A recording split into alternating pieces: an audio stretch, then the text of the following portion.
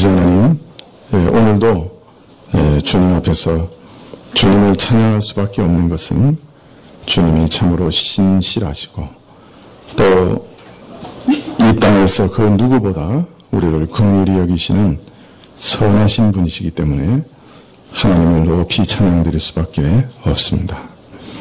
저희가 이 땅에 살아가면서 이런 하나님의 긍휼과 자비와 인자하심과 선하심을 의지해서 두려움 없이 살아가고자 하오니 아버지 하나님, 저희 인생 가운데 항상 주의 낯을 보여주시고 주의 긍휼과 자비로 저희를 선대하시기를 간절히 기도드립니다. 주님, 저희가 그러나 종종 이 땅에 살아가면서 참 당황한 일들을, 참으로 황당한 일들을, 두려운 일들을 당할 때마다 주의 이러한 선하심을 잊어버리고 또 근심하고 두려워할 때가 많습니다. 주님, 그러나 주님께서 허락하신 모든 일들 가운데 참으로 항상 가장 선하신 주의 계획이 담겨 있고 끝내는 협력하여 선을 이루시는 것을 저희로 온전히 믿게 하여 주십시오. 주님, 그래서 참으로 어떤 일을 당하든 주의 계획 가운데 벗어난 일이 없음을 확신하고 담대할 수 있게 해주시고 또 이러한 일들을 만날 때마다 저희 믿음이 연단을 당하나 항상 주의 은혜로 승리케 하셔서 온전하게 주님을 의지하며 나아갈 수 있게 도와주시옵소서. 어떤 일을 당하든 주의 긍휼을 의지하여 하나님께 나아가고 우리가 할 수 없는 모든 일들을 하나님께 온전히 부탁하고 하나님께서 그 일들을 반드시 이루실 것이요 또 자신의 일처럼 그 일들을 행하실 것임을 저희가 믿게 하여 주시옵소서. 저희 마음 가장 깊은 곳에서 잠잠히 주만 바라보는 그런 믿음의 은혜를 얻게 해주시고 참으로 하나님께서 이루시리라 기대하면서 하나님을 바라보는 그런 믿음의 눈을 우리에게 허락하시기를 간절히 기도합니다. 주여, 우리 안에 참 믿음을 더하여 주십시오. 하나님 안에서 참으로 하나님을 전적으로 신뢰하고 마치 어린아이가 그 부모를 신뢰하는 것처럼 강난장애가 그 어미를 신뢰하며 그 품에서 평안을 누리는 것처럼 우리 자신도 모든 어려운 환난과 근심 속에서도 마치 어린아이가 그 어미의 품속에 있는 것처럼 평안을 누릴 수 있도록 온전한 신뢰를 얻게 하여 주시옵소서. 그것을 배워 알게 하시기를 간절히 기도드립니다. 아버지 하나님, 더운 여름날 여러 가지 질병으로 고통하는 참으로 우리 성도님들 기억하여 주시고 주의 긍휼에 또한 의탁하오니 주님께서 저들을 치료하여 주십시오. 너무 오랫동안 고난당하지 않도록 붙들어 주시고 또 특별히 우리 자녀들 중에 연약한 자들을 주님께서 붙들어 주시사 이 시간에 주께서 안수하여 주시고 온전히 치료하시기를 간절히 기도드립니다. 또한 우리 연로한 우리 권사님들과 또 우리 나이 많은 노년의 우리 성도님들 주님께서 붙들어 주셔서 참으로 그 발에 힘이 있게 하시고 참으로 강건함을 주셔서 예배에 참석하며 하나님께 온전히 나오는데 어려움이 없도록 허락하여 주시옵소서. 이 나라도 여러 가지 사면에서 우겨쌈을 당하는 같은 상황이라 내부에서도 문제가 많고 외부적인 압박도 매우 크옵니다. 주님께서 불쌍히 여기시지 않으면 참으로 언제 어떤 일이 일어날지 모르는 그런 험악한 때입니다. 주님, 참으로 이 땅에 있는 수많은 어린아이들과 앞뒤를 분간하지 못하는 수많은 인생들을 기억하시기를 구합니다. 저들의 죄를 사하시기를 원하고 주께서 긍휼히 여기시고 이 땅에서 단장하고 안정된 가운데 신앙생활을 영위할 수 있도록 이 땅의 평화를 지켜주시기를 간절히 기도합니다. 참으로 교회는 날마다 더욱 참으로 세상으로부터 조롱과 핍박을 당하는 형국이나 이런 일들을 통해 오히려 교회가 더욱 정결하게 되게 하시기를 구합니다. 교회 스스로는 자정의 능력을 이미 상실한 것처럼 느껴지나 성령께서 우리에게 임하시면 우리를 온전히 새롭게 하시고 우리에게 진실된 회개를 주실 줄 믿습니다. 참으로 소망은 성령께서 저희 민족의 교회에 다시 임하시는 것밖에 없사오니 주여 불쌍히 여기시고 참으로 회개의 영으로 모든 민족 교회들 가운데 역사하시기를 간절히 기도드립니다. 오늘날도 주님을 진실되이 믿는 많은 성도들이 아직 남아있는 줄 믿사오니 저들에게 힘주시고 견고하게 하시옵소서. 저희 교회도 참으로 소돔과 고모라 성에 있었던 10의인과 같이 이 땅에 참으로 하나님이 인정하시는 참된 교회로 설 수 있도록 하나님께서 은혜를 한량없이 부어주시기를 간절히 기도드립니다. 아버지 하나님, 오늘도 저희가 하나님께 저희 전부를 드리는 믿음의 표로 예물 드렸사오니 이 예물 받으실 때 참으로 물질만 받지 마시고 저희 마음을 받으시기를 간절히 구합니다. 또한 저희 산업과 가정과 자녀를 하나님의 것이라 인치시기를 구합니다. 오늘도 말씀을 허락해 주옵소서. 이 말씀이 참으로 듣는 자들에게 진정한 유익이 되게 하시고 각 사람의 마음에 깨닫는 마음과 주님을 향한 진실된 믿음으로 응답케 되는 말씀이 되게 하옵소서. 모든 것 주께 의탁하올 때 예수님의 이름으로 기도합나이다. 아멘. 네, 말씀은 마태복음 10장 16절부터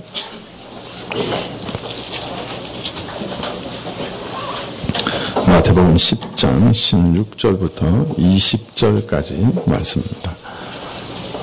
마태복음 10장 16절부터 20절까지 말씀입니다.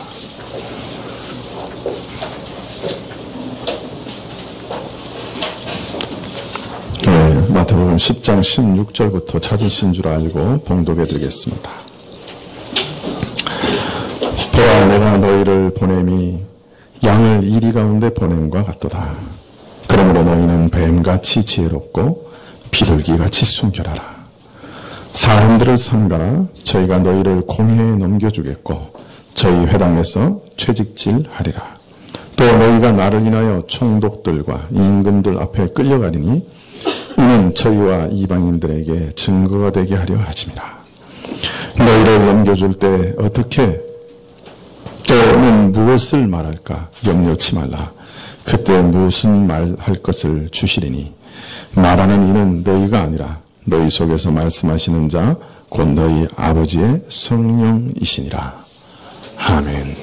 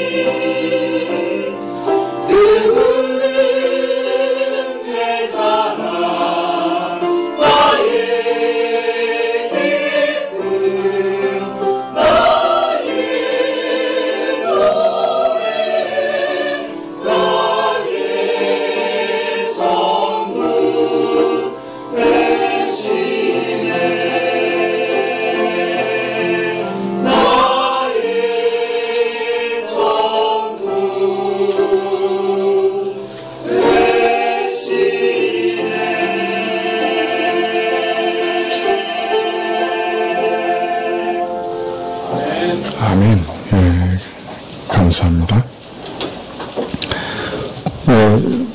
예수님께서 전도의 자세와 원리를 10장에서 말씀하시면서 전도자들이 항상 세밀하게 살필 일이 하나를 가르쳐 주셨습니다. 마태복음 10장 11절에 보면 아무 성이나 촌에 들어가든지 그 중에 합당한 자를 찾아내라, 그렇게 말씀하고 계십니다. 왜 합당한 자를 복음 전도자들은 항상 세밀하게 찾으려고 노력해야 하느냐? 그것은 복음은 하나님께서 그 마음을 준비시켜 주시는 사람, 하나님께서 먼저 그 마음을 열어 주시는 사람들만 영접할 수 있기 때문입니다. 그래서 복음 전도를 할 때는 하나님께서 복음을 영접할 수 있도록 준비시켜 주시는 분들이 분명히 있을 줄 알고 그들을 찾고 또 그들에게 복음을 전하기를 힘쓰는 것이죠. 복음 전도자들의 평안의 인사에 합당한 자들을 하나님께서는 반드시 예비하실 것이니 그들을 찾아내라, 그렇게 하나님께서 말씀하시는 것입니다. 우리는 이런 말씀에 그 아주 아름다운 예를 사도행전에서 볼 수 있습니다. 바울 사도가 유럽으로 건너가 최초로 복음을 전한 곳이 빌립보인데요. 이 빌립보에서는 회당은 없고 유대인들이 모여서 예배드리는 기도처가 있었습니다. 그래서 이 바울은 기도처를 찾아가서 거기서 복음을 전했지요.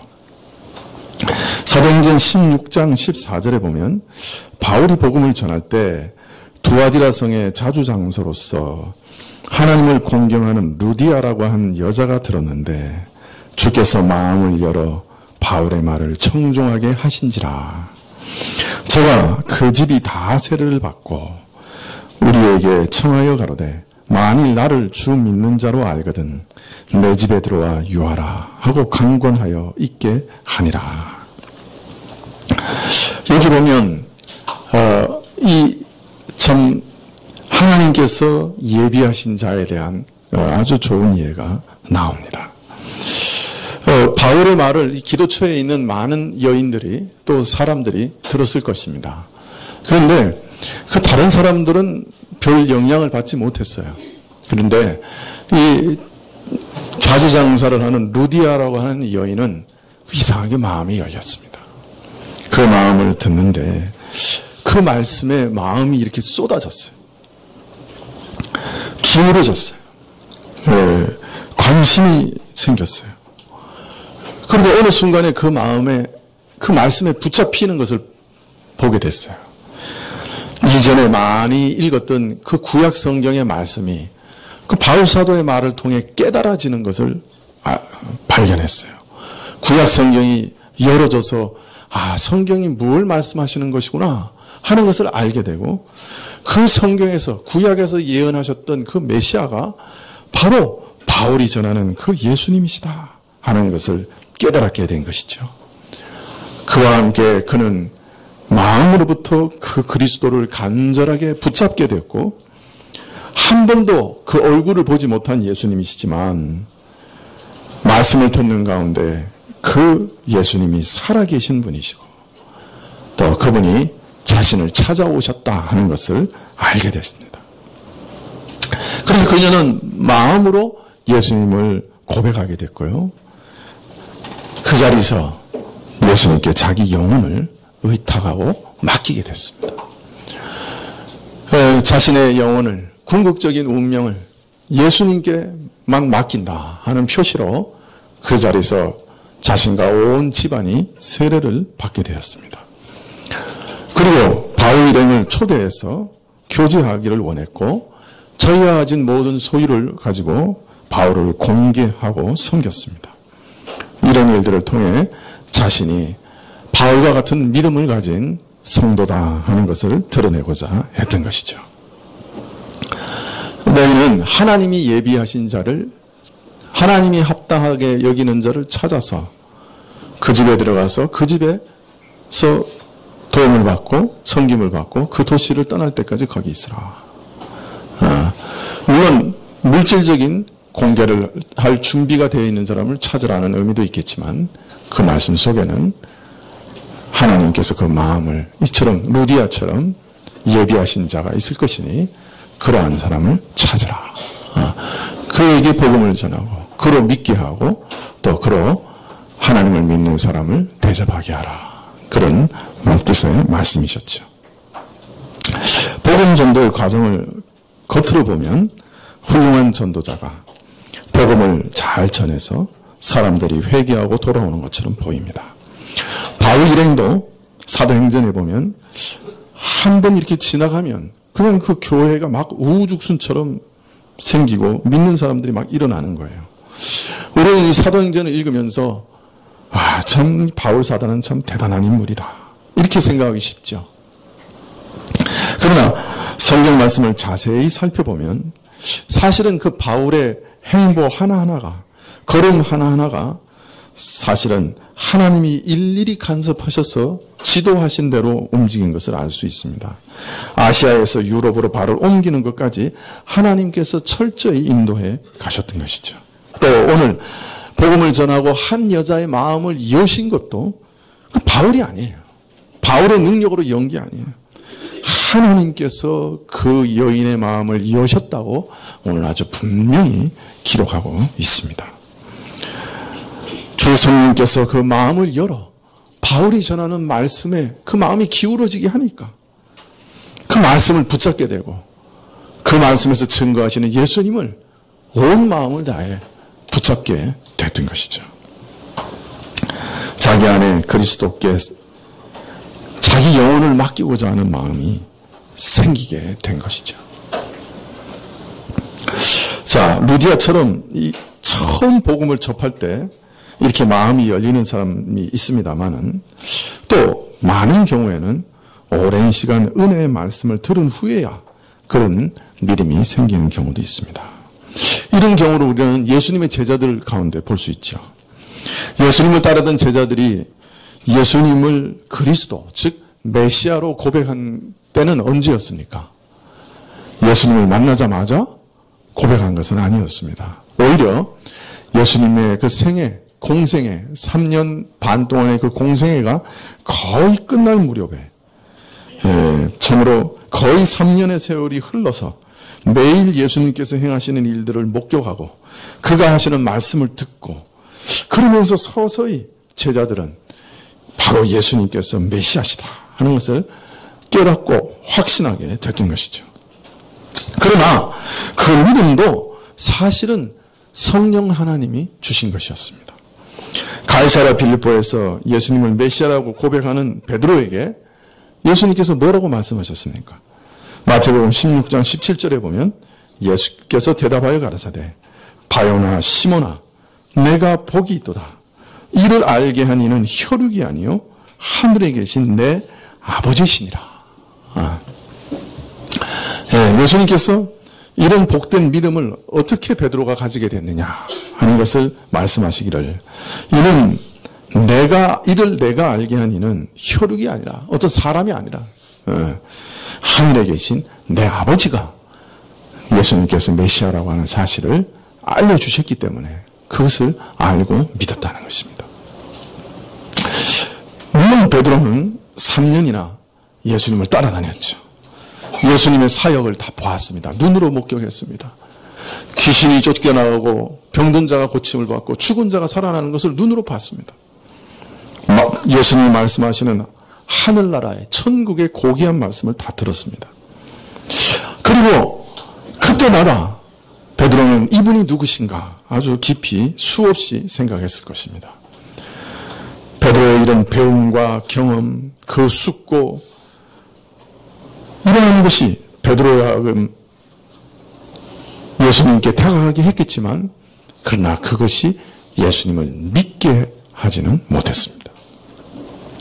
비록 배움의 과정을 거치긴 하였지만 베드로로 하여금 예수님께서 하나님의 아들 메시아다 하는 참된 진리를 믿게 하시고 깨닫게 하시고 영접하게 하시고 예수님께 자신의 영혼을 의탁하게 하신 분은 바로 혈육이 아니고 하늘의 하나님이셨다.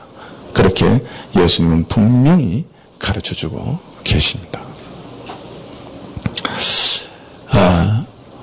오랫동안 교회에서 말씀을 듣고 그 이후에 믿든지 아니면 처음 복음을 접할 때 그 순간에 예수님을 믿든지 참으로 사람의 마음을 열어 예수님을 믿게 하시는 분은 하나님 한 분이십니다. 왜 하나님께서 이처럼 마음을 여셔야 우리가 예수님을 믿을 수 있을까요? 왜 그럴까요? 그것은 사실 이 복음은 참 신비한 것이기 때문에 그렇습니다. 예수님께서 나 같은 죄인을 위해 죽으셨다. 십자가에서 내가 받아야 할 모든 지옥의 심판을 다 받으셨다. 근데 그거야 수도 없이 들어온 말이죠. 그러나 그 말이 참으로 이런 뜻이구나. 예수님께서 그런 일을 하시지 않으면 내게는 정말 구원이 없구나. 이것을 이해하고 깨닫는 것은 생각보다 그렇게 쉬운 일이 아닙니다. 또 그것을 깨닫는 것도 어렵지만 그것을 깨닫고 나서 예수님께 자신의 영혼을 온전히 맡기는 것은 더더욱 어려운 일입니다. 사실 여러분 믿는다고 하는 것을 우리는 참 너무 쉽게 생각합니다. 어떤 경우에는 어떤 사실과 내용을 깨달았다 하는 것을 그저 믿는다고 생각합니다. 그러나 어떤 사실에 대한 지식을 가졌다 하는 것은 마귀도 그 정도 지식은 다 가지고 있습니다. 예수님께서 첫 공생애를 시작하셨을 때 아무도 예수님이 누구신지 몰랐죠. 그런데 귀신들은 뭐라 그랬어요? 하나님의 아들이시오. 우리를 벌하지 마십시오. 우리를 내쫓지 마십시오. 그렇게 다 이렇게 알고 고백했죠. 참 이런 사실을 아는 것도 어렵습니다. 그러나 믿음은 사실은 인격적인 것을 말합니다. 예수님을 믿는다 할 때는 예수님의 인격을 믿는 거예요. 예수님이 메시아다고 하는 사실을 믿는 것으로 그치는 게 아니에요. 그 사실을 알아야 되지만 그 예수님, 나를 위해 죽으신 그 메시아의 그분의 인격에 내 영혼을 맡기는 겁니다. 그걸 믿음이라고 하는 것이죠. 여러분, 이런 믿음은 절대로 쉽지 않습니다. 여러분, 우리가 정말 이렇게 전적으로 누구를 신뢰해 본 적이 있을까요? 여러분은 어떻습니까? 대단히 죄송합니다만은 여러분 형제나 친척을 이렇게 믿습니까? 더 죄송합니다만은 여러분 아내나 남편을 이렇게 믿습니까?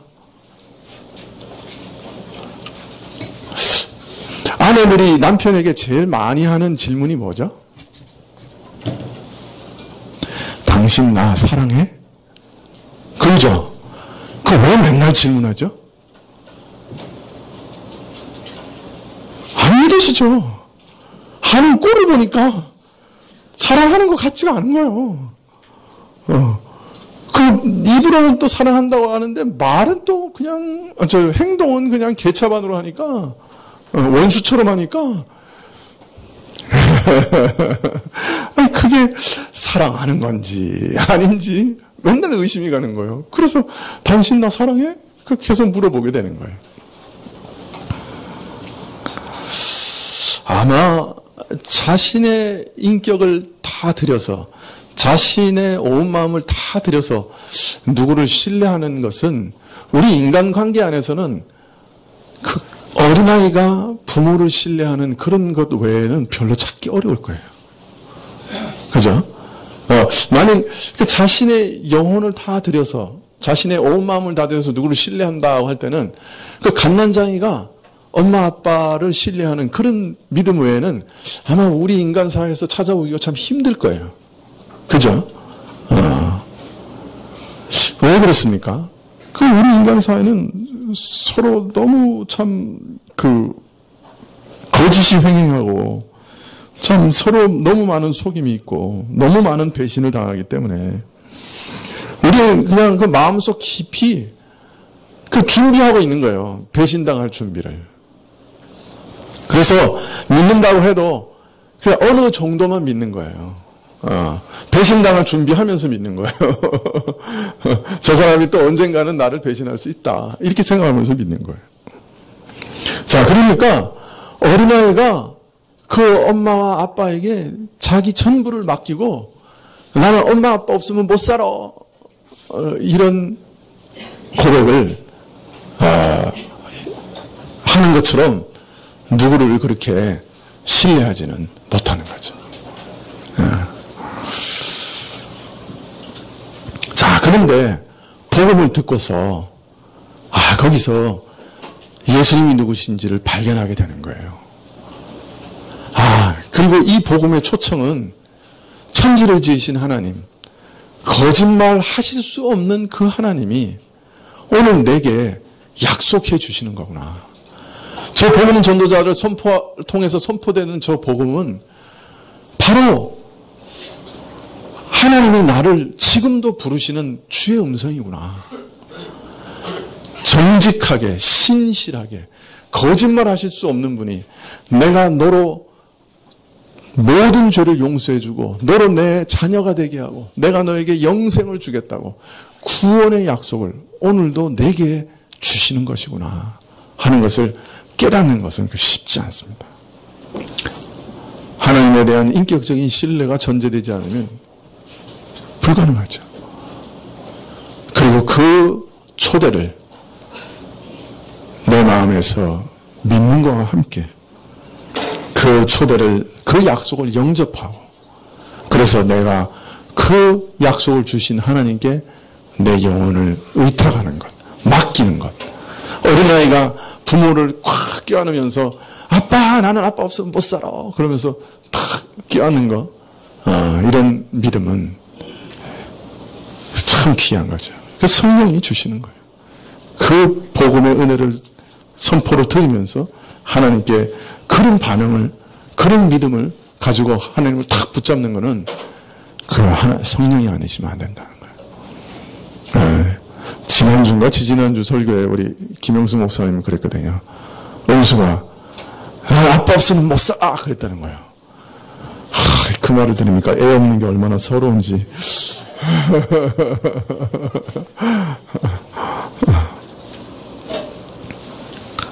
우리가 예수님을 붙잡는 믿음이 그거거든요. 아이가. 정말 아이는 어디다 내버려 두면 혼자 못 살잖아요. 그죠? 본능적으로 알잖아요. 아이들이. 그리고 한 가지 속고 있는 것은 아이들은 부모가 전능한 줄 알아요. 올마이티야. 그죠? 다 해줄 줄 알아. 그래 뭐든지 부탁해. 근데 그런 믿음이어야만 천국에 가는 거예요. 그 예수님 믿는다는 말이 그 말이거든. 그냥. 그 어린아이가 부모에게 그냥 자기 영혼과 온 삶을 다 맡겨서 아빠 나는 아빠 없으면 못 살아. 그거예요. 그런 믿음을 얻어야 되는 거거든요. 그 복음을 전도할 때 하나님은 정직하시고 신실하시고 거짓이 없는 분이시니 하나님이 나를 이렇게 부르시니 하나님 난 하나님 없이는 못 살아요. 하나님 딱 붙잡는 거. 그 얼마나 놀라워요. 그게 참 신비라. 이걸 성령이 주시는 거기 때문에 성령 하나님이 그 마음을 여시는 사람을 찾으라고 그러시는 거예요. 또 이 복음을 믿는 게 좀 어려운 이유는 많이 어렵죠. 왜 어렵냐? 이 복음은요. 이처럼 예수님께 자기 맡기기 위해서는 또 하나 예수님을 믿고 근데 믿지 말아야 되는 사람이 있어요. 누구를 믿지 말아야 돼요? 자기는 믿지 말아야 돼요. 자기 자신을 믿지 말아야 돼요. 이 사람은요, 참 간사해요. 그렇게 막 남에게도 속고 자기도 남을 속이면서도 그래도 믿을 건 지밖에 없다고 생각해. 자기밖에 없다고 생각해. 세상에 그래도 믿을 건 나밖에 없어. 이렇게 생각해. 그런데요, 세상에는 믿을 놈이 죄송해요. 아무도 없어요. 예수님 외에는요, 나도 믿을 만한 사람 아니에요. 그죠? 내가 나 믿을 수 있어요? 오늘 내가 무엇 하리라 결심하고 오늘 그거 짓밟는 게 우리잖아요. 그리고 그걸 당연히 여기잖아요. 그러면서도 자기를 끝까지 믿어요. 그런데요, 예수님께 이렇게 어린아이처럼 딱 믿으려면 누구를 믿지 말아야 돼요? 자기는 믿지 말아야 되는 것이에요. 그래서 예수님 믿기 위해서는요, 먼저 자기 자신이 누군가 하는 걸 잘 알아야 돼요. 바로 알아야 돼요. 우리 자신이 얼마나 부패해 있는지, 또 얼마나 무능한 자인지, 특별히 하나님의 말씀 앞에서 얼마나 부패한 사람인지, 그걸 잘 알아야 돼요. 하나님 앞에서 죄인이라는 말이 무엇인지를 잘 알아야 돼요. 그걸 깨달아야 우리는 비로소 우리 자신을 발로 차버려요. 에이, 나 자신을 의지했다가 큰일 나겠다. 그냥 발로 차버리는 거예요. 그리고 예수님을 탁 붙잡게 되는 거예요. 자기 자신의 의도, 그죠? 자기 자신의 선행도, 자기 자신이 심지어는 지금까지 얼마나 신앙생활을 잘 해왔느냐, 이런 것도 다 갖다 버리고 예수님을 탁 붙잡게 되는 거예요.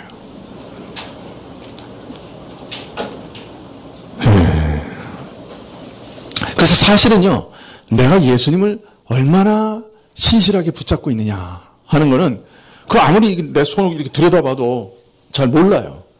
그런데 반대적으로 내가 얼마나 나를 부인하느냐, 그걸 보면 내가 얼마나 예수님을 붙잡고 있느냐를 알 수 있어요. 내가 얼마나 나를 부인하느냐.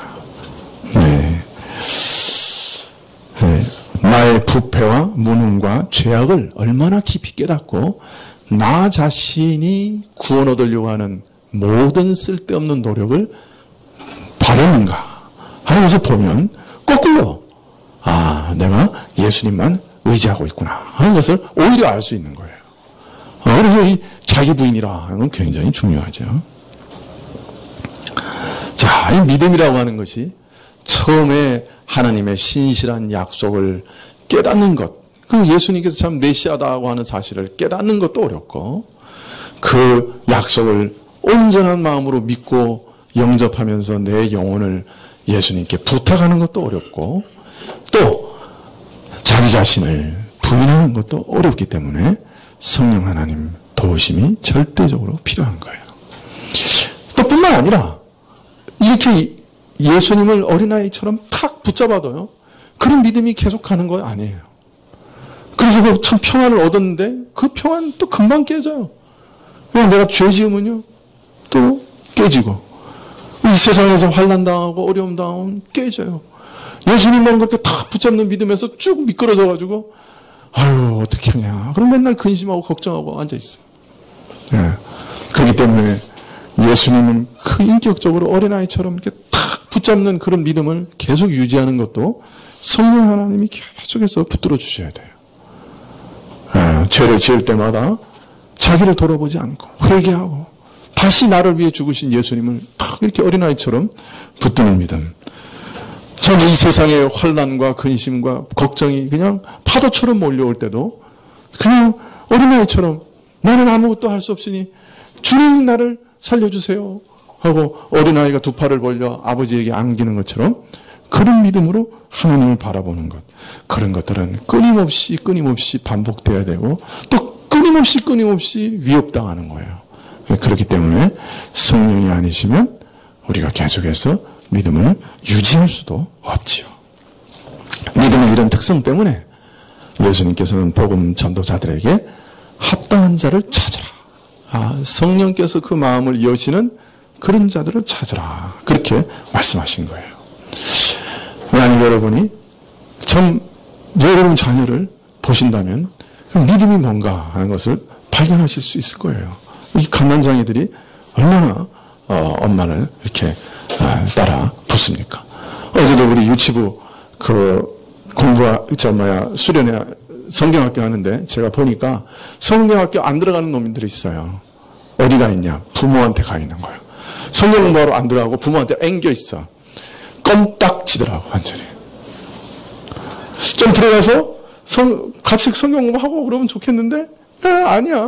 부모가 나타나면 그냥 그걸로 끝났어. 그냥 다리를 붙잡고 그냥 안아달라 그러고, 그냥 부모가 조금만 고개를 돌리면 그냥 앵앵거리고 막 그러는 거야. 껌딱지더라고, 완전. 여러분, 그게 믿음이에요. 어떤 면에서는. 예수님께 꼭 붙잡는 거예요. 붙들고 사는 거예요. 여러분들 다 그런 믿음 안에서 사시기를 축원합니다. 예. 마태복음 10장 1절부터 15절까지는 복음 전도의 대상, 또 복음 전도의 내용, 전도자가 갖춰야 할 자세, 전도자가 유념해야 할 일, 이런 복음 전도의 가장 기본적인 원리에 대해서 말씀하셨습니다. 자, 오늘 읽어드린 16절부터는 이후에 복음이 땅끝까지 전파되는 긴 동안 전도자들이 겪게 될 일들을 예언하시면서 이런 예언적 전망 가운데서 전도자들이 유념해야 할 일들을 가르치시고 계십니다. 자, 그러니까 16절부터는 그 내용이 많이 바뀌는 거죠. 앞에서는 아주 기본적인 전도의 원리들에 대해서 얘기하셨고, 16절부터는 땅끝까지 복음이 전파될 것을 내다보시는 예언의 전망 가운데서 특별히 유념할 일들을 가르치고 계십니다. 자, 먼저 예수님께서는 전도자들이 가서 수고해야 할 영적 추수밭의 상황에 대해서 알려주십니다. 16절에 보라, 내가 너희를 보냄이 양을 이리 가운데 보냄과 같도다. 양을 이리 가운데 보내면 어떻게 될까? 잡아먹히지. 이게 그만큼 위험한 상황이라는 거예요. 그만큼 위험한 상황. 자, 복음을 전해서 그들의 영혼을 구원해야 할 그 대상들이 어떤 존재냐? 양이에요? 일이에요? 아니, 전도해서 구원할 대상이 이리 때, 늑대 때 같다는 거예요. 야, 이거 참 의외의 말씀이죠. 사람들의 영적 상태가 이렇게 험악하다는 거예요. 겉으로 보면 아주 세련되고 고상한 치장을 하고 있을지라도 이 세상 사람들, 이 구원받지 못한 사람들의 속사람의 상태는 항상 이리같이 사납고 거칠고 무섭다는 거예요. 아주 전도자들은 물어뜯어 죽일 것 같은 그런 적이와 그런 사나움을 갖고 있는 사람들이라는 거예요.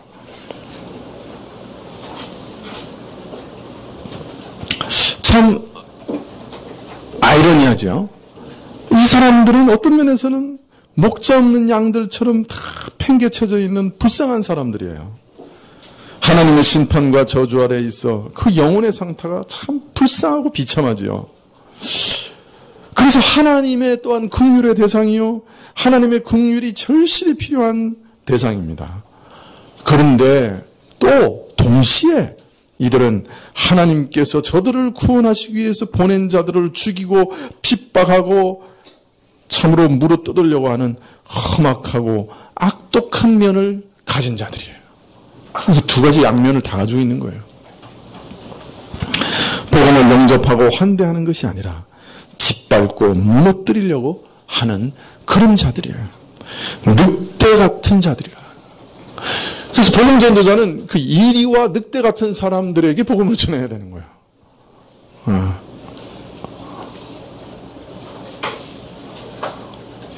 그래서 예수님을 믿고 순한 양처럼 변하게 해야 되는 것이죠. 이 목사라고 하는 직업은요, 굉장히 위험한 직업이에요. 이 양들이 꼴을 충만하게 먹으면요, 이 은혜를 막 받으면요, 이게 순한 양이 돼요. 근데 이게 은혜가 결핍이 되고 굶잖아요. 그 다음 순간 이리로 변해요. 목사 뜯어 먹어버려요. 그래서 목사는 이게 참 이 생명을 걸고 목회를 하는 거예요. 성령께서 은혜를 베풀어 주시면 이 성도들은 순한 양이 돼요. 그냥 막 그냥 푸른 초장에서 꼴을 먹는 그냥 참 아름답고 순한 양이 돼요. 근데 굶겨놓잖아요.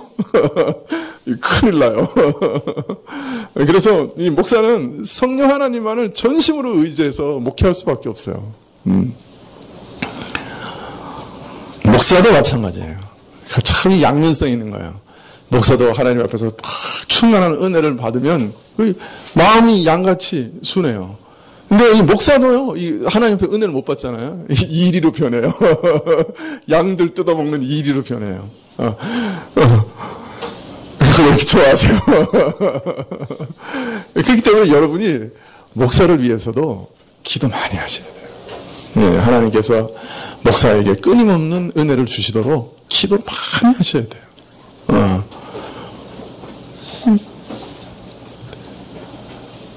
아니, 한국 교회 내에 이리같이 변한 분들이 좀 있는 것 같아.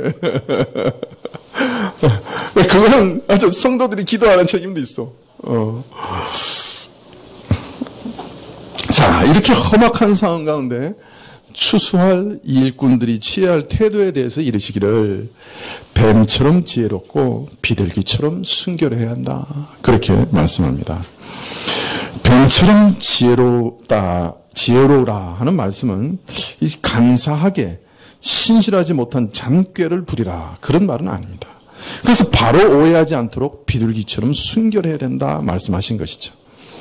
흠이나 티가 없는 순결한 지혜로 험악한 상황에 대처해야 한다. 참 이 지혜에 치중하다 보면요, 그 사람이 이상하게 간사하게 돼요. 또 순결에 치중하게 되면요, 사람이 약간 어벙해져요. 말이 좀 이상하지만. 근데 이것을 다 함께 갖추어 나가는 것은 성령이 아니시면 불가능해요. 지혜로운 동시에 순결한 지혜, 순결한 것. 이거 참 쉽지 않은 것 같아요.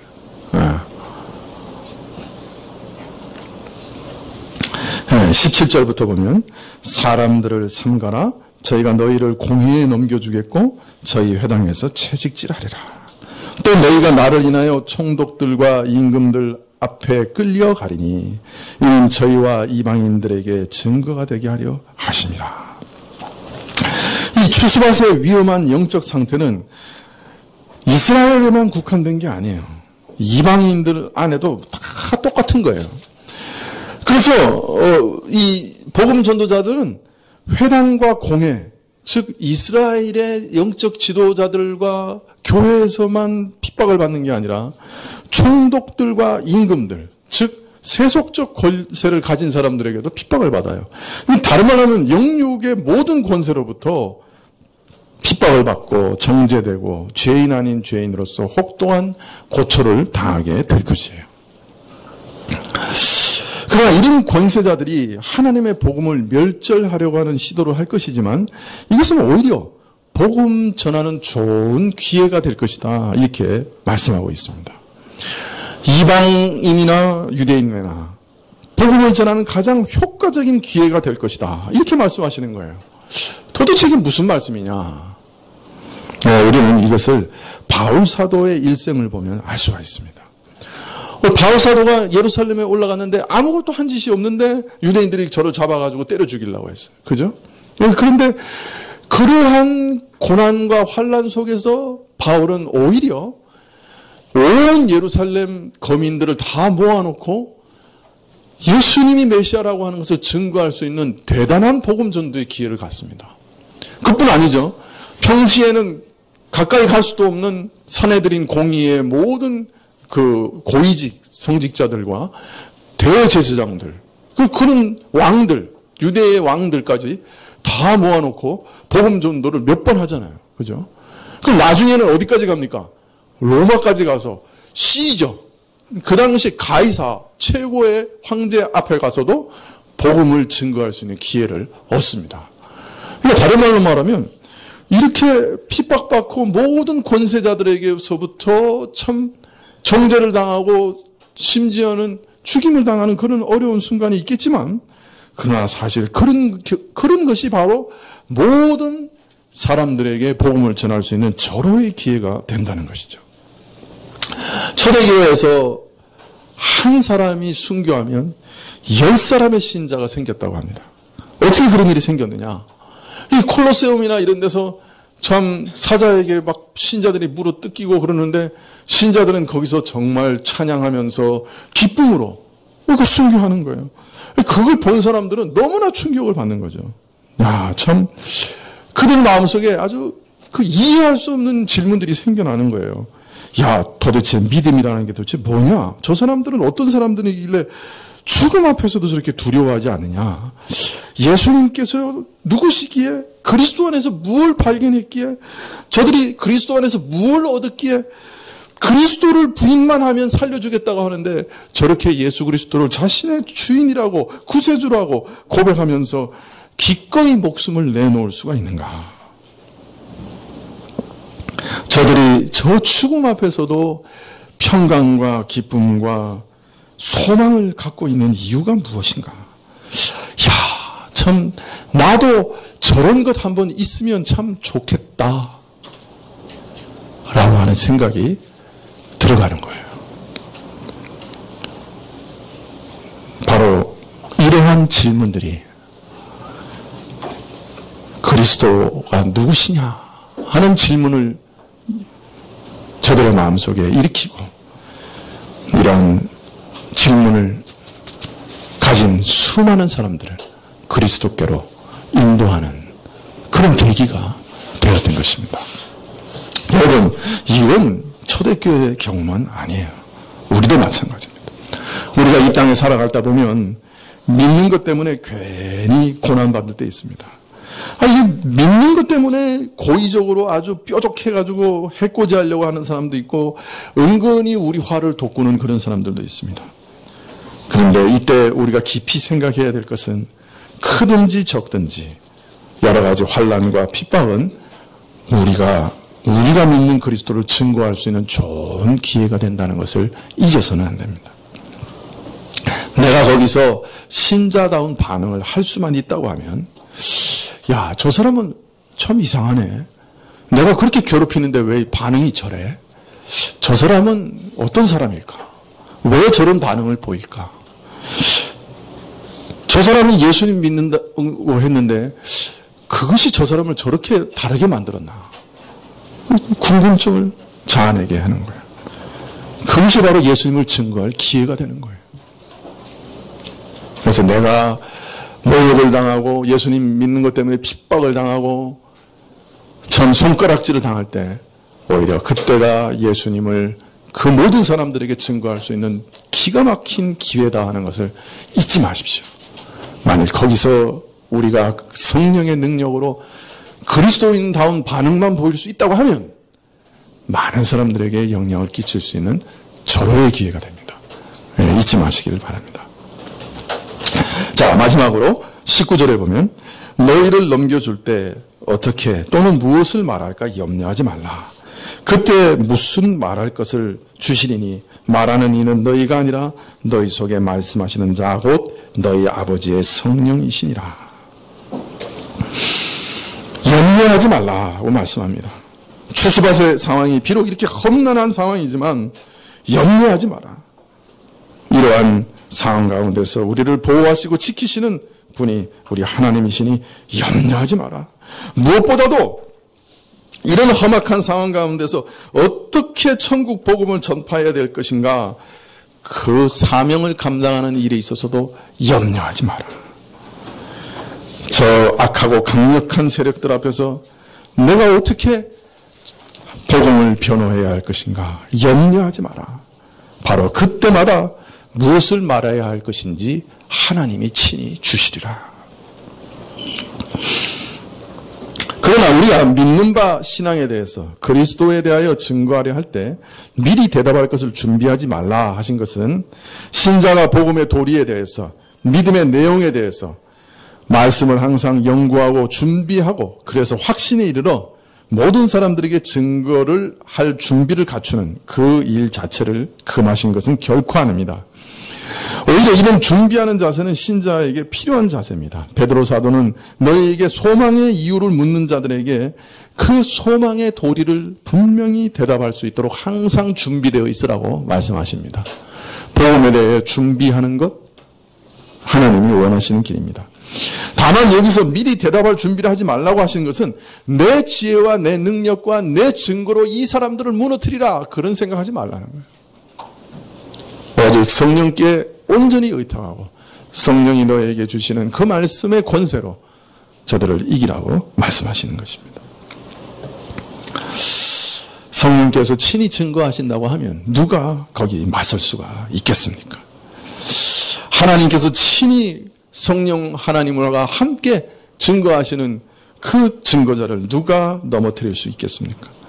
추수밭의 상황이 아무리 험악하다 할지라도 그는 안전할 것이 틀림없지요.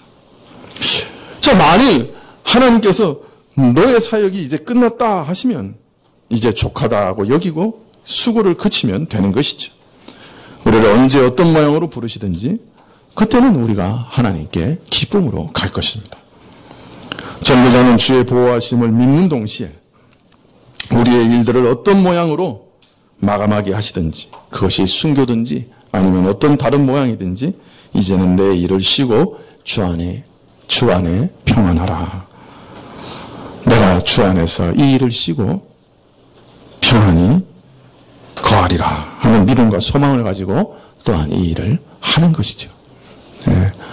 그래서 쉬라고 하실 때는 어떤 방식으로도 쉬면 그것도 감사한 일이고, 그러나 사명을 마칠 때까지는 주께서 우리를 지키시고 필요한 것들, 말씀을 공급하시고 모든 필요한 것들을 다 채우실 것을, 우리를 끝까지 지키실 것을 확신하고 가는 것이죠. 그래서 목회자들은, 또 전도자들은 자기 건강에 대해서도 그렇게 염려하지 않아요. 왜? 사명을 다할 때까지는 어떻게든 살려두실 거예요. 그러니까 다른 것 아무것도 염려하지 않는 거예요. 오직 마음에, 복음에 온전히 그 일에 온 마음을 다 들여서 주께서 맡기신 사명을 감당하려고 하면 되는 것이죠. 기도하시겠습니다.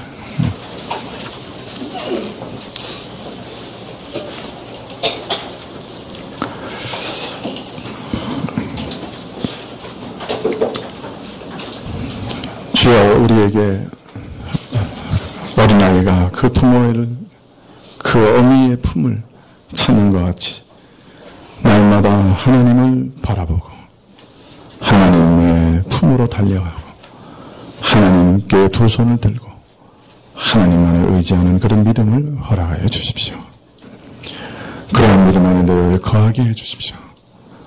여러 가지 의심과 또 세상의 환난과 근심된 일들이 우리 믿음을 흔들 때도 성령께서 우리를 도우사 우리 손을 펼쳐 어린아이와 같이 주께 안기게 하여 주옵소서. 우리 온몸과 영혼을 날마다 주께 온전히 의탁하고 참되고 신실하신 인격자이신 하나님께 인격적으로 온 영혼을 의탁하게 하옵소서. 전도자들에게는 또한 그러한 믿음을 더하여 주시사 말씀과 삶을 온전히 부탁하고 주께서 주시는 능력으로 그 일을 감당하는 아름다운 일들이 충만하게 하여 주옵소서. 예수님의 이름으로 기도합나이다. 아멘. 네. 401장 찬송하시겠습니다.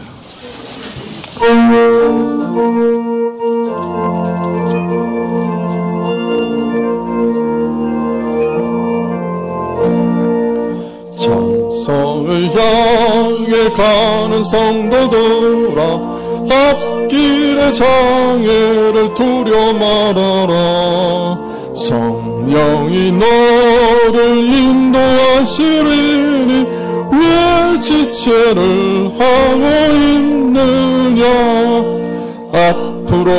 앞으로 천성을 향해 나가세. 천성문만 바라보 나가세 모든 천사 너희를 영접하러 문 앞에 기다려 서 있네. 너 가는 길을 누가 비웃거든 확실한 증거를 보여주어라. 성령이 진히 감하여 주사 저들도 참기를 얻으리. 앞으로 천성을 향해 나가세 천성문만 바라보 나가세 모든 천사 너희를 영접하러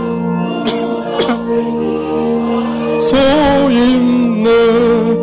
너 가는 길을 모두 가기 전에 내 손에 든 검을 꽂지 말아라.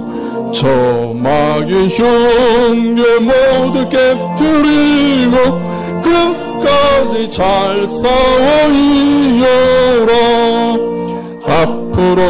앞으로 천성을 향해 나가세 천성문만 바라보 나가세 모든 천사 너희를 영접하러 문 앞에 기다려 서 있네. 네, 기도하시겠습니다. 지금은 우리 주 예수 그리스도의 은혜와 하나님 아버지의 그 크신 사랑과 이 은혜와 사랑을 깨닫게 하시고 누리게 하시는 성령님의 교통하시고 역사하심이 어린아이와 같은 믿음으로 우리 주님을 붙들고 자신의 모든 운명과 영혼을 온전히 부탁드리는 머리 숙인 주의 백성들 위해 지금부터 영원까지 함께 하실지어다. 아멘.